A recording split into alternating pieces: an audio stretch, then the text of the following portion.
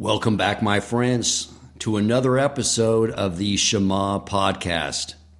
Do you ever find yourself a little fatigued, with all of life's responsibilities?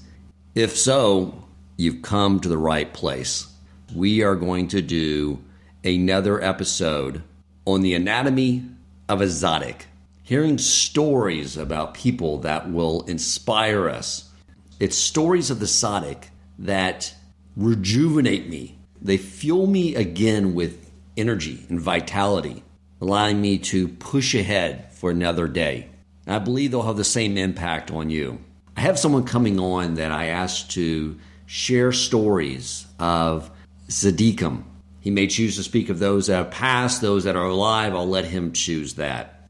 But I decided I wanted to begin by sharing a story of a Tzadik that I personally know that you will find very inspiring. The person is a rabbi who has dedicated his life to teaching Torah, to reaching out to Jews, to be there to inspire them and get them to understand the beauty of being a Jew, teaching them the wisdom of Torah and bringing them closer to Hashem. And I've watched the way he conducts his affairs, and I've told him before, and I've said, with your creativity and with your work ethic, that if you were to go in the private sector, you would be worth tens of millions of dollars at the minimum. And he said, but that's not something I'm passionate about. I wouldn't have the same level of energy and focus because it's just not something I'm passionate about. What I'm passionate about is helping out my fellow Jews.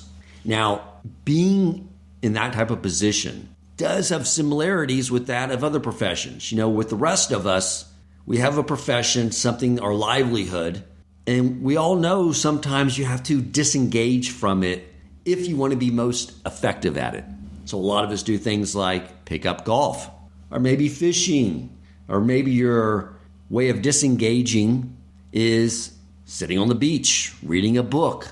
Whatever it may be, we all sort of come to this conclusion that we need a little me time to rejuvenate ourselves so we can come back into our profession and other worldly responsibilities with fresh eyes. Now, the person I'm referring to realized he needed to do the same. But try to get your heads around this. For those of you who are not in a community, you may not be aware, but there's an organization called Hatzalah. And what it is a volunteer organization where people get their EMT certifications and provide free medical care to people in the community. Since they are embedded in the community, they can reach these people much quicker than the city services.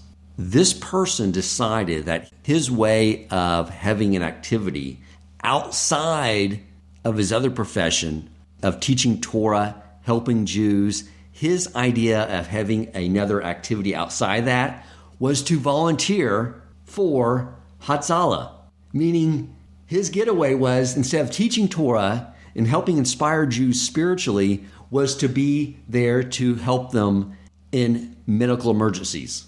What I've seen from this individual is that there is no concept of me time. It's a constant focus on everyone around him and their needs. And his family reflects this as well. The home they live in was selected because it's at the heart of this Jewish community. And in the same way of Abraham and Sarah, every Shabbos, and I would say all the time, their home is opened up to everyone. On Shabbos, when people are walking around in the afternoon, it's Grand Central Station. They have a water station outside for people who just want to come by and get some water in the hot summers. Their doors are always open for someone who wants to come in and get some food and a drink and chat and visit with other people. It's non-stop. It's hard for me to grasp.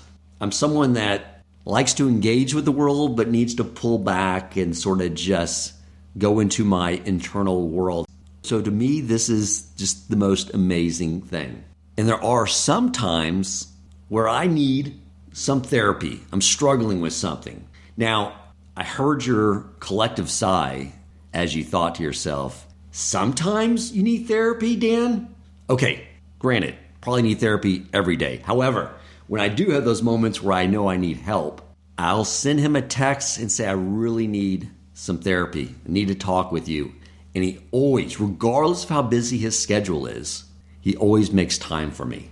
And when I go to his home office carrying the weight of the world on my shoulders, I always leave his office light, with clarity and focus.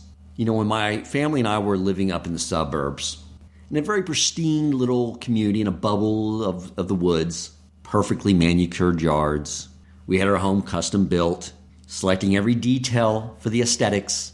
We had an interior decorator come in, choose color schemes, buy artwork. We bought new furniture for it. We had landscapers come in, design it to be aesthetically pleasing. But we realized we wanted to be in a community. So I called a real estate agent up and I said, find us a home. We want to be in this particular community and in this particular area of the community. And he basically said, that's easy. There's only one option. Let's go out and check it out. So we go to this home. We walk in through the front. There had just been some foundation work done. So the gardens around the front not only contained dead shrubbery, but mountains of mud and concrete. The metal siding around the gardens was so old and rusted, it was popping up in the air. We go inside the home. The blinds, I'm fairly certain, were the original install when the home was built in 1980. Broken, most didn't work. The aesthetics of the walls were old intercom equipment that didn't work, old alarm systems that were very large that didn't work. There was a hole in the roof that was allowing water to come in two of the bedrooms and also allowing a family of possums to live in the attic. When we walked out into the backyard, it had been so unattended for so many years that some of the weeds were as big as trees. The concrete and mud along where the gardens used to be, in conjunction with the fact that the patio concrete had sunk, was causing a mudslide along the patio. We walked back inside with the realtor, and my wife and I looked at him and said, is this really the only option? We'll buy, we'll rent. We're open to that, but is this the only option? And he said, yes, this rental is your only option. My wife and I looked at each other. We smiled and said, then it's absolutely perfect. We'll take it. You see, my friends, the reason this home was perfect was because it was where we wanted it to be, just a few houses away from the person I just mentioned to you. And this has evolved over time because as we've gotten to know our neighbors, as they've graciously have invited us to their homes for Shabbos or Yom Tov, and we've gotten to know them, every time we get to know one of our neighbors, our home value increases in our eyes to where now this is the finest home we have ever lived in. When you are around people like this, the task of breaking yourself from materialism becomes so effortless that I don't even believe there's merit involved in it. So I have someone coming on, as I mentioned, and who is my guest? It's the very person I was just describing to you. It is Rabbi Aryeh Wolbe, the executive director of Torch and host of the Jewish Inspiration podcast and co-host with Rabbi Nagel of the Unboxing Judaism podcast. My friends, we always need some inspiration.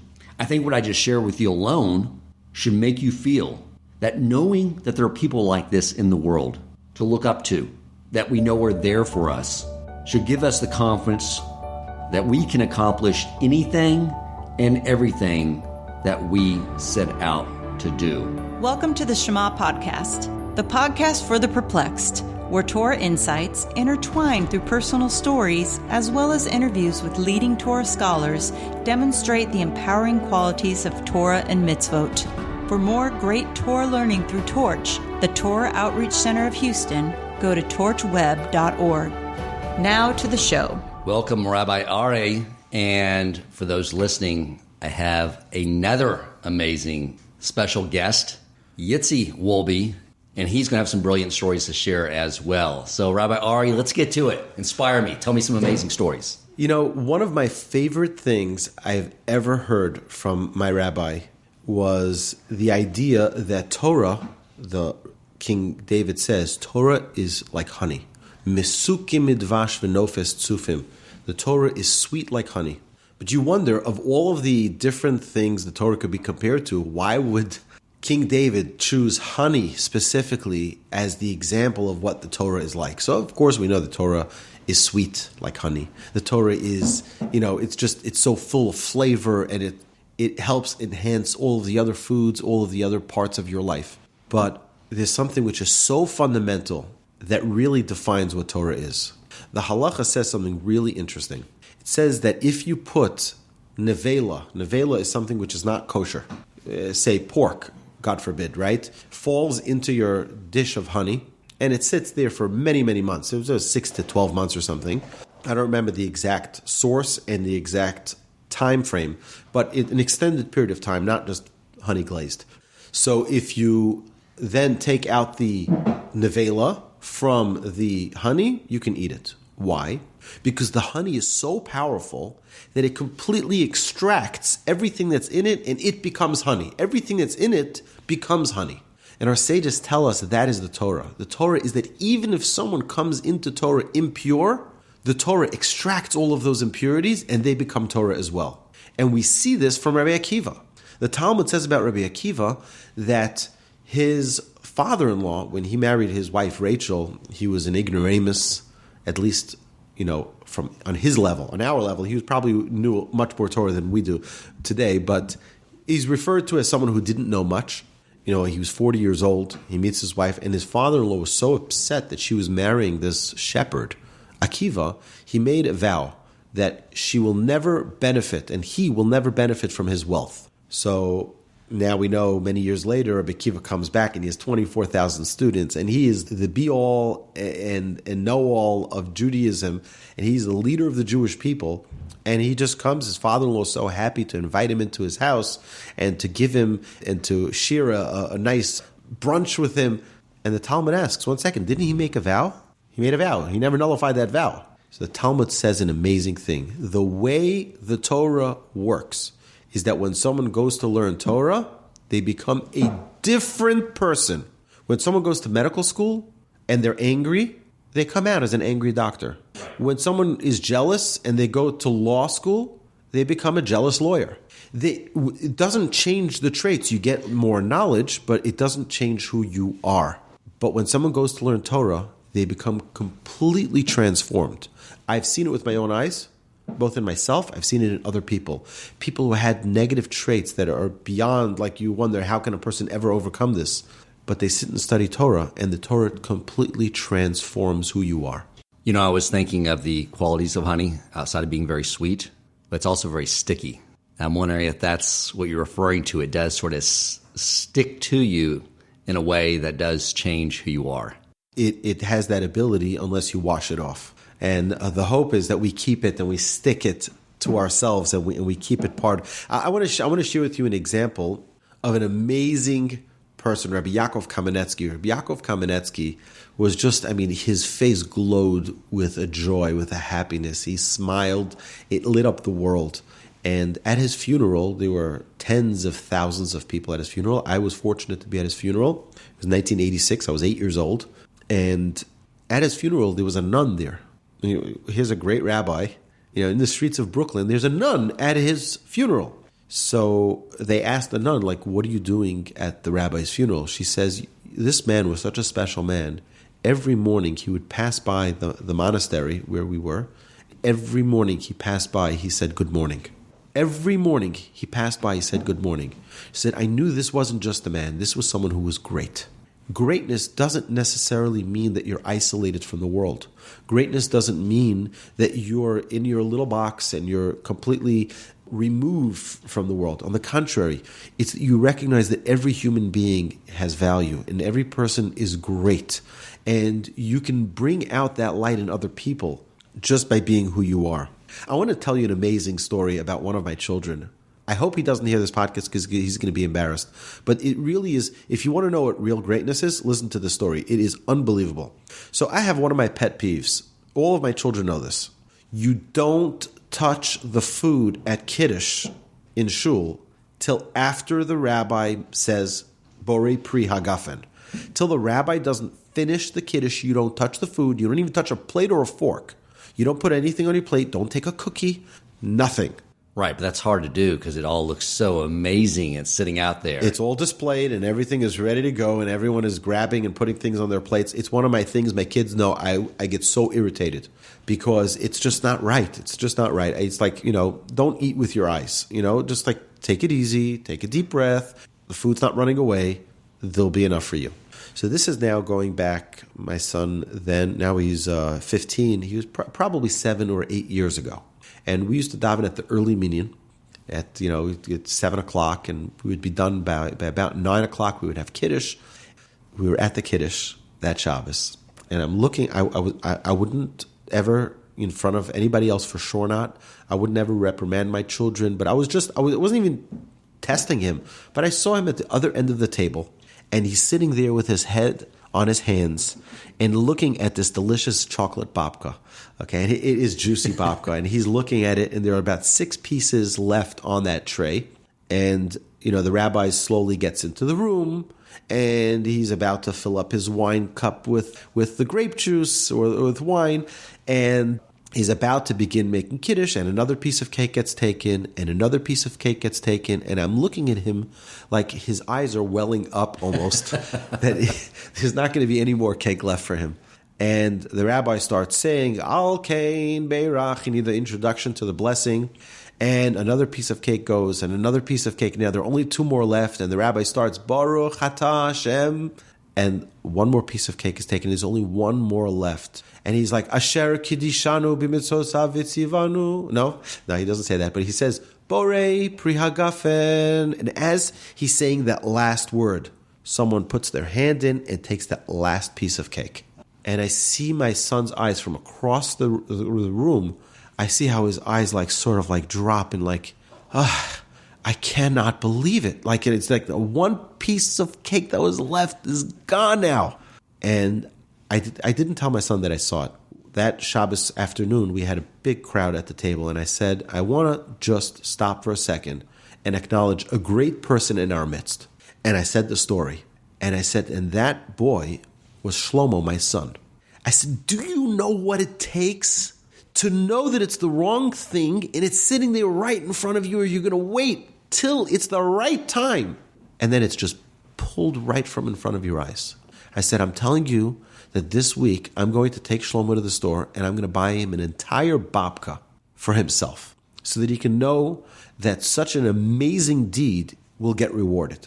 If not by his father, our Father in heaven will have plenty of ways for him to realize when you do the right thing, you'll be rewarded. But what I want you to understand, Dan, is that it takes such enormous strength, such character, to be able to overcome an urge, a desire the way he did. It was so remarkable.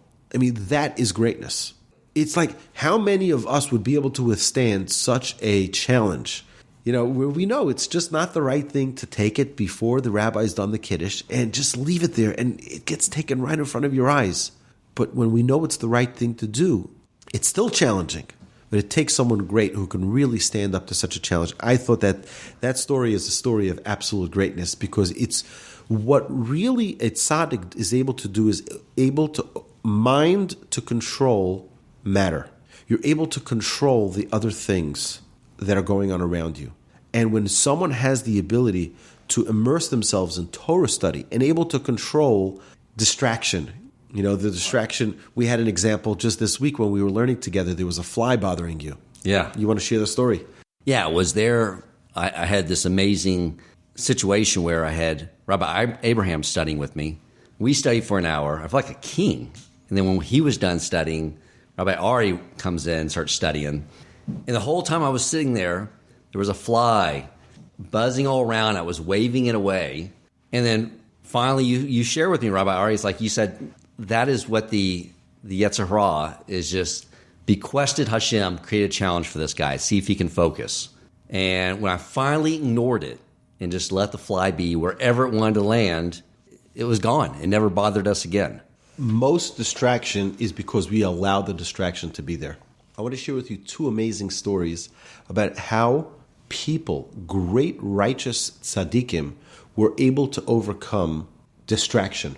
And because their focus in Torah was so great that nothing was able to get in their way. But I want to turn the microphone to my dear son Yitzi, who's going to share with us a story about Rabbi Yosef Shalom Eliashiv. Beautiful. Let's go. My next new Wolbe podcast star. Rabbi Yosef Shalom Eliashiv was learning his Gemara and everything else.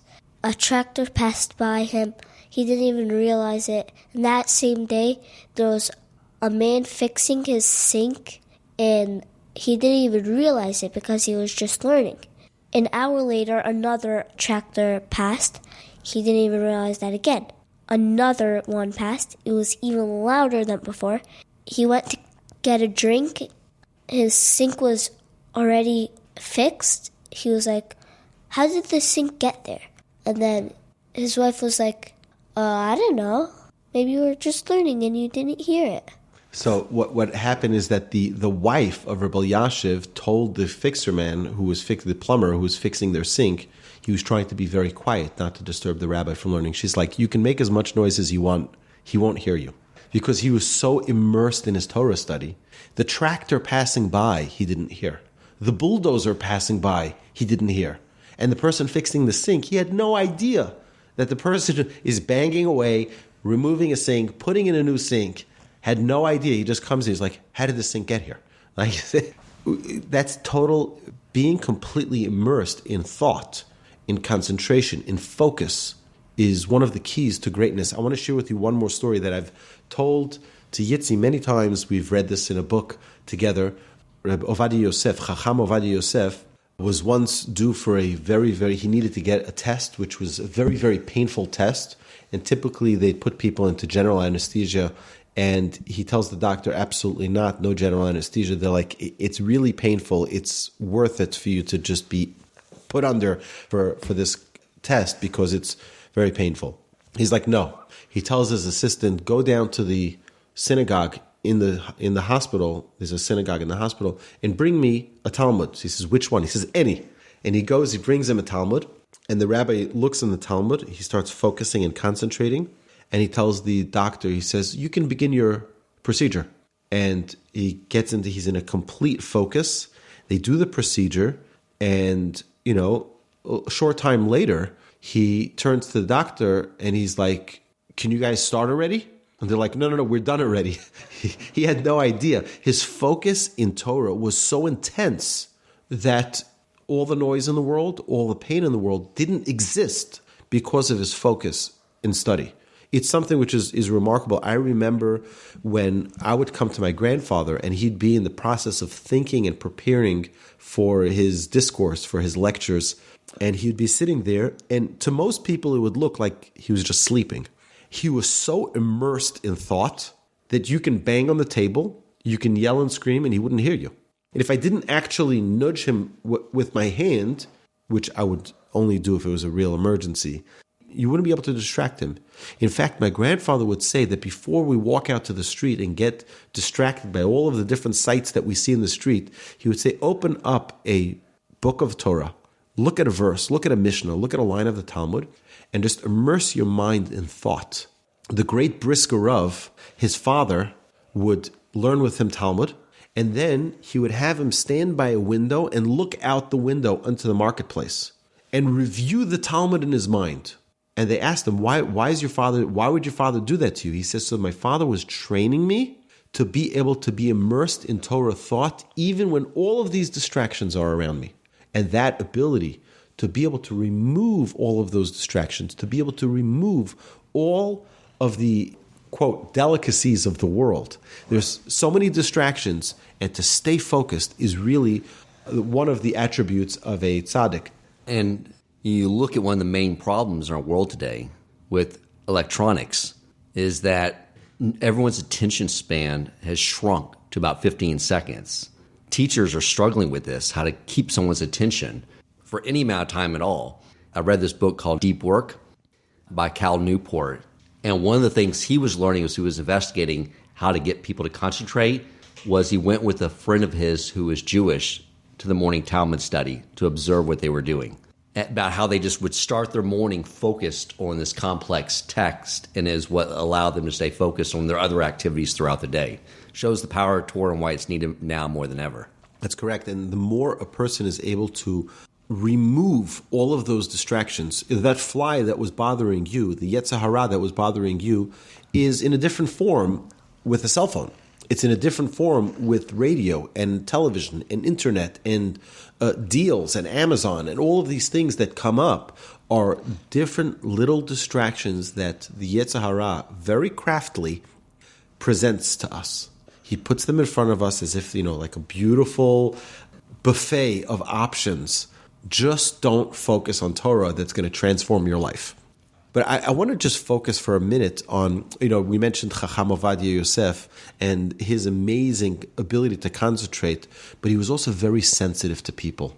He was once when he was 80 years old, it was just 14 years before he passed away, he was going in for a very big surgery. And he asked the doctors, doctors were getting everything ready for the surgery, and he said to them, "Are you ready to begin?" I said, "We're ready to begin." He says, "Now I need to leave, and I'll be back in 3 hours." So they said, "What?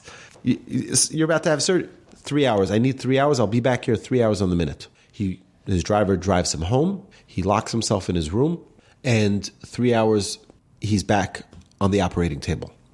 And he has the surgery, and everything goes fine. After, they asked him, "What did you need the 3 hours for?" He said, "Look, I didn't know that I was going to come out of the surgery alive." He says, "But I was in the middle of writing a responsa for an aguna. An aguna is a woman whose husband disappeared and didn't give her a get. And in such a case, she can't get remarried unless she either has verification that her husband died, or if the rabbi, through his brilliance, is able to figure out a way for her to be exempt from that marriage for whatever reason, And the rabbi was afraid that if he were to pass away from the surgery, this woman would be stuck for forever. And he was so sensitive to this woman's need, obviously, to be freed from this, that he said, I just needed this time to remove her from this bondage, I would say. Amazing. But I want to share with you another amazing story. There was once a student in the yeshiva of the Chavetz Chaim who the Chavetz Chaim had heard he smoked a cigarette on Shabbos. And we know that's a biblical prohibition. It's really bad. So the Chavetz Chaim called him into his office. And that student of the Chavetz Chaim, 50 years later, related that changed his life for forever. And everyone's wondering, what did the Chavetz Chaim say? What did he say? The man became a great rabbi later. But he said, what did he say? He said the Chavetz Chaim didn't say anything. Chavetz Chaim didn't say anything. The Chavetz Chaim just embraced me, held my two hands wrapped by his two hands. And the Chavetz Chaim started crying. And he said one word, Shabbos, Shabbos. And the Chavetz Chaim's tears were dripping down his face, crying for the holiness of Shabbos that was desecrated.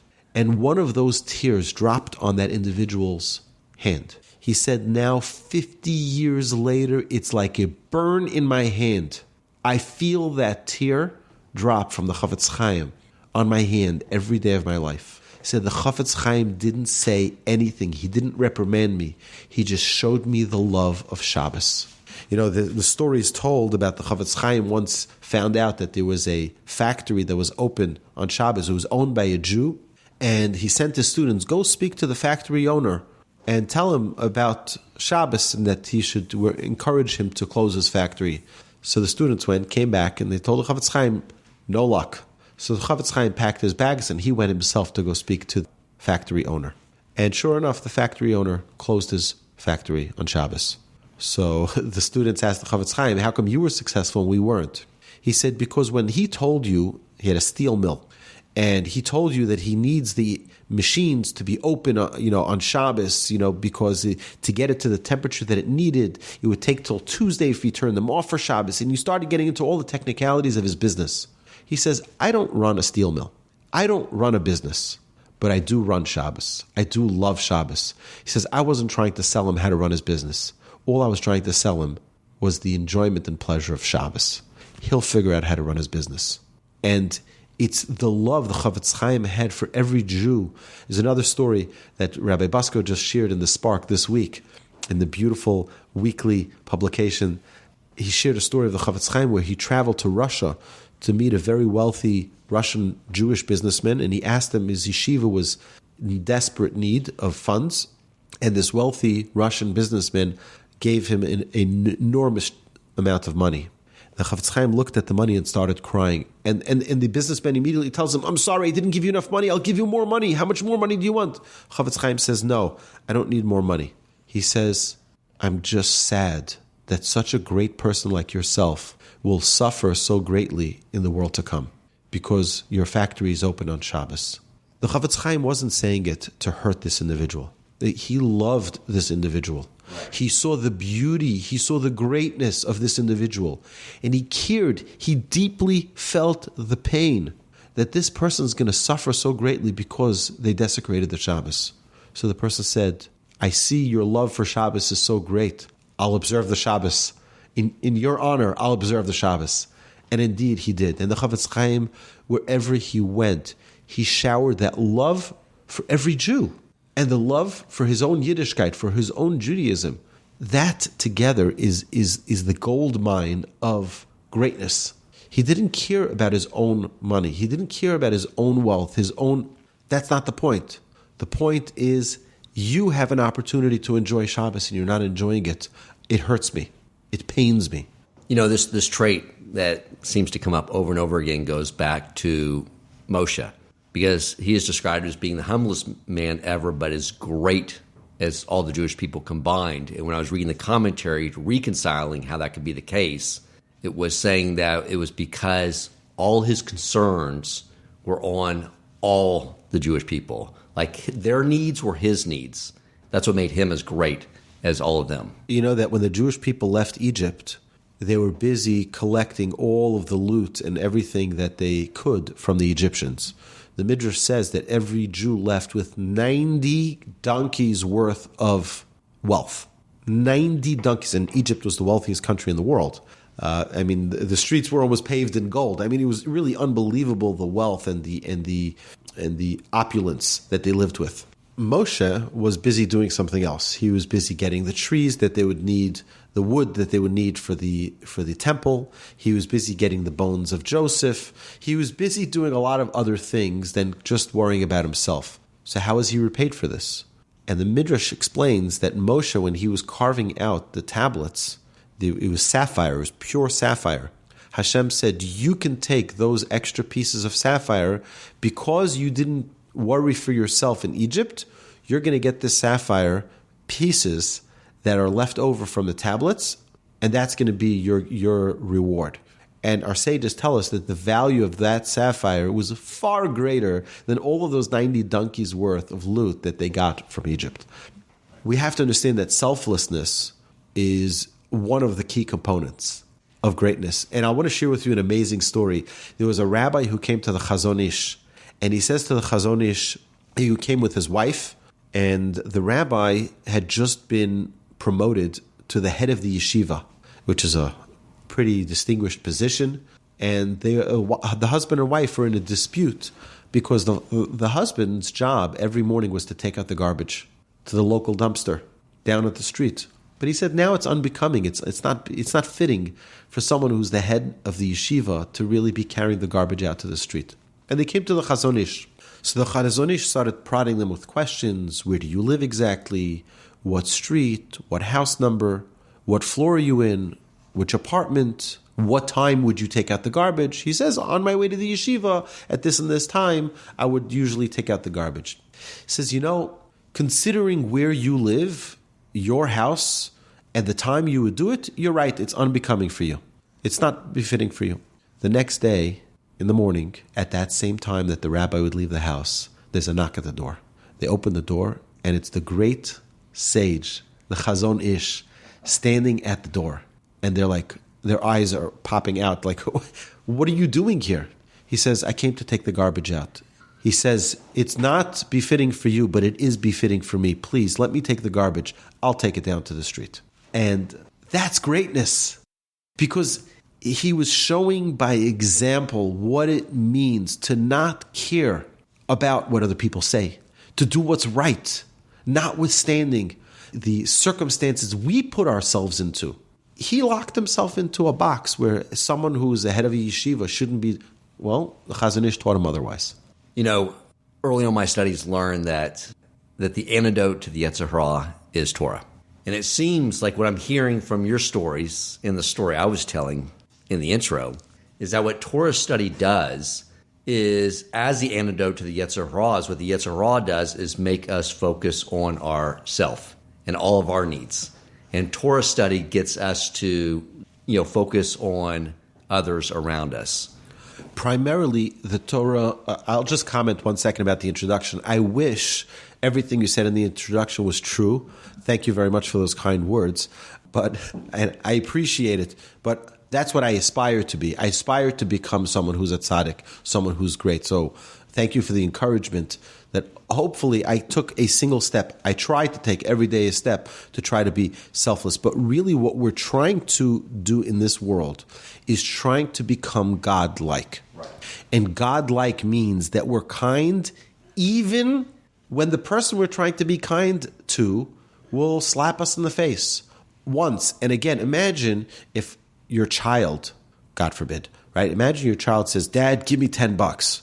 You're like, excuse me? That's not the way you talk. You have respect. You talk to your father with proper, you say, "Please, Daddy, I'm going with my friends. Is it okay? Can you please give me $10?" Right? That would be a reasonable presentation. "Dad, give me $10." Who do you think you are talking to? So your child would go over and give you a punch and say, "I said, give me $10." I don't think there's any human being who would actually give them $10. But yet the Almighty, creator of heaven and earth, tells us how to conduct our lives, and we ignore him again, trample on his Torah, God forbid, disgrace everything that he stands for, and then we stand in prayer and say, "Hashem, give me money. Hashem, give me success. Hashem, give me.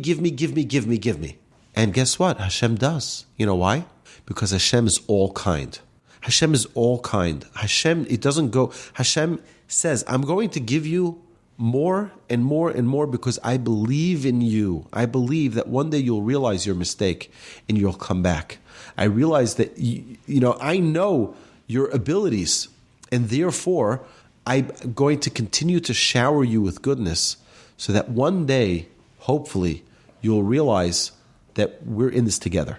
Hashem is perfect in all his traits. We are not. We have those traits within us, but in a partial measure, which is why traits are called midot. They're called measurements, because we all have partial aspects of each trait. We're not a 10 in our kindness. We're not a 10 in our patience. We're not a 10 in our forgiveness. We're not a 10 in all of the magnificent traits that God has embraced us with. But throughout our lifetime, we're given the challenges that will help us reach and attain that perfection. And that's really the purpose of life. The purpose of life is to get to that level of perfection where we become Adam, man, which is Adameh, which is to emulate God. We want to be God-like. And that's really the essence of a tzaddik, is one who recognizes that that's the goal. Nobody wakes up in the morning and says, "Oh, here I am, a tzaddik." No, they go through many, many struggles, many challenges, many times where the Chafetz Chaim, I'm confident that the Chafetz Chaim didn't wake up one day and say, "Oh, no more Lashon Hara." It was a very big process. I guarantee you that because it was such a challenge for him, which is why he later succeeded so greatly in not speaking Lashon Hara, is because many struggles, many challenges, he was able to overcome one time, failed another time, overcame the next time, and that he was able to take that muscle and really strengthen it to become perfect in that aspect. Wonderful.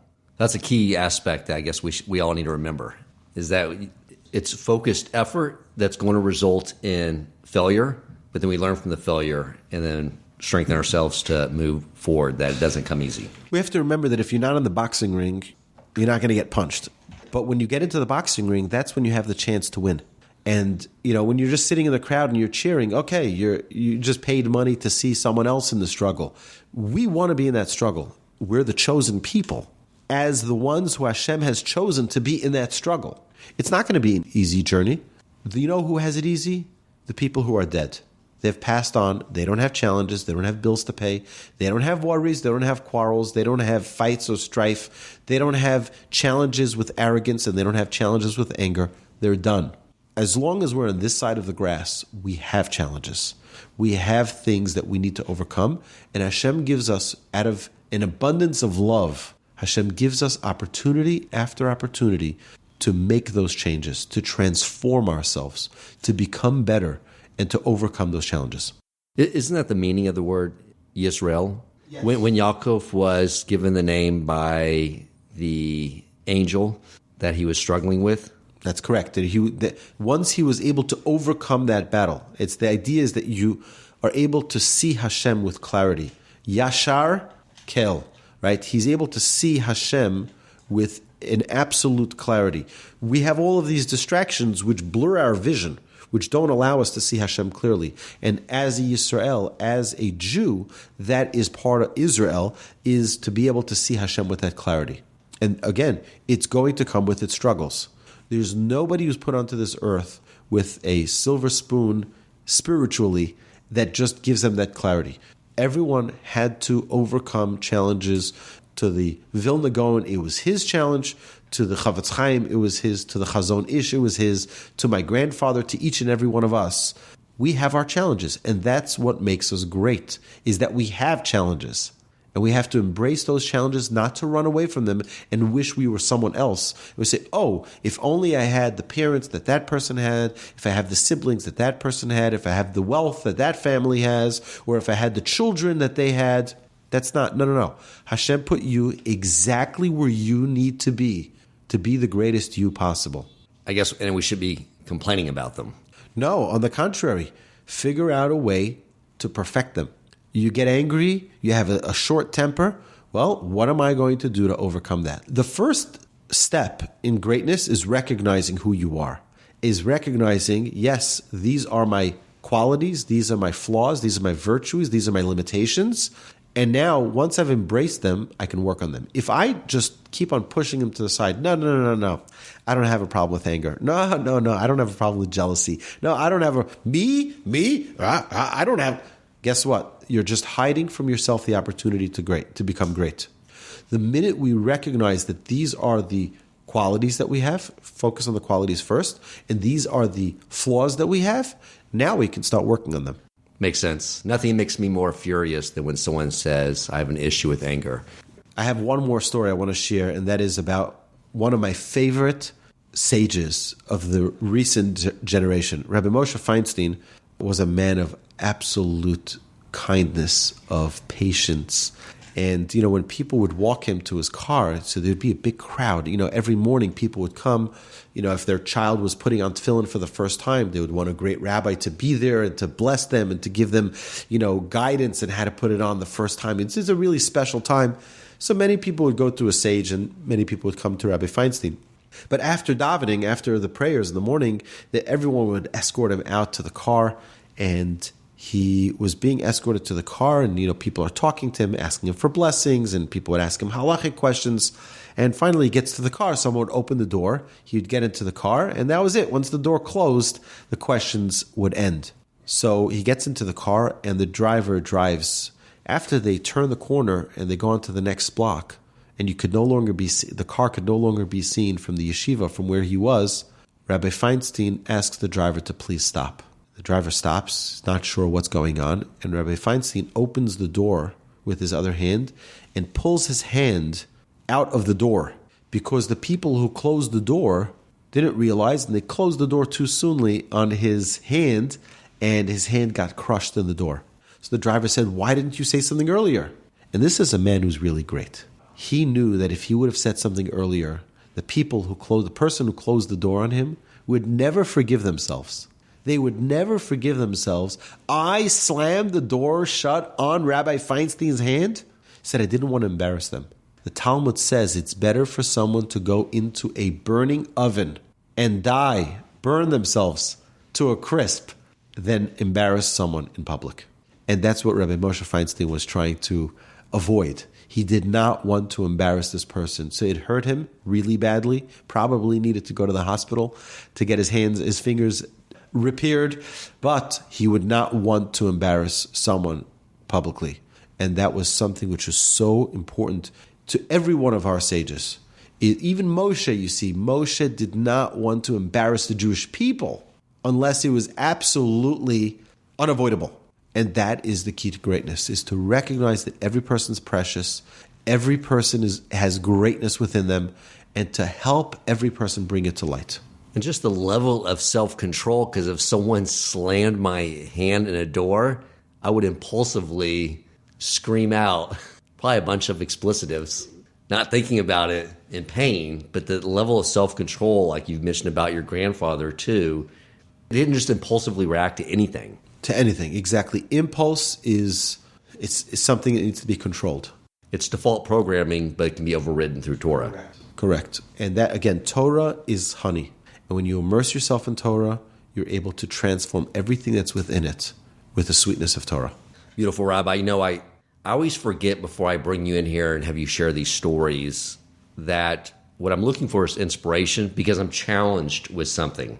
We all are. But the reality is, what you always remind me of when you're done telling the stories is that I should be excited and ecstatic because I have the challenges. And sometimes I need to be reminded of that. Every person is facing a challenge. There's no one who's given a slip of, you're free to go. To one person, it's their health, and that is the communication from Hashem.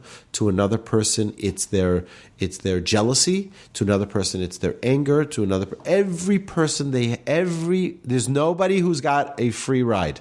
We've all got challenges, and we have to embrace them and utilize every fiber of our being to overcome those challenges and to attain greatness. Beautiful. Thank you, Rabbi, for sharing that. Yitzi Wolbe, can I bring you back on? Is there any other stories you want to share? So Yitzi is asking me to share a story on his behalf, a story that we discussed last night. I try to tell Yitzi a story every night when he goes to sleep. And I remembered a story about Rav Avraham Pam. He's actually my brother Yaakov's sandik. He held him during his bris and was a very, very special man.